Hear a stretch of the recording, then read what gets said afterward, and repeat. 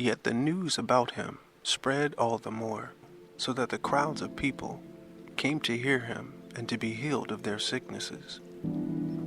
But Yahuwah often withdrew to lonely places and prayed.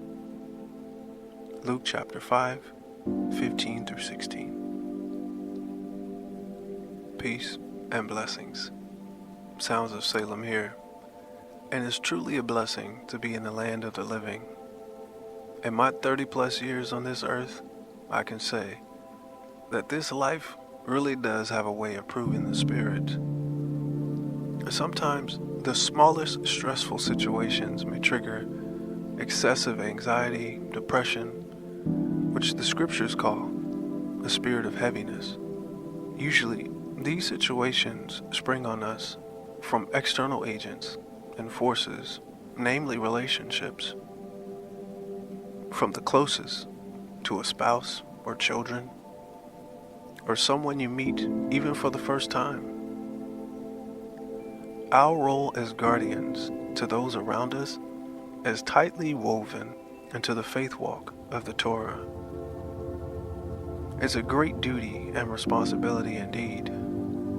But we are human, and we have breaking points, and sometimes these things, while commendable, can cause a certain level of weariness, anxiety, and it can be overwhelming. Not to mention our own internal struggles that we have to deal with. As Torah-centric families, it's our duty to love Yahweh and our neighbor as ourselves.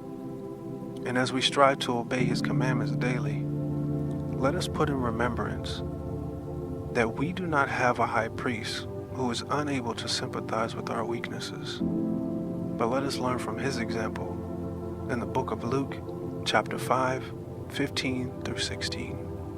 It reads, "Yet the news about him spread all the more, so that the crowds of people came to hear him and to be healed of their sicknesses.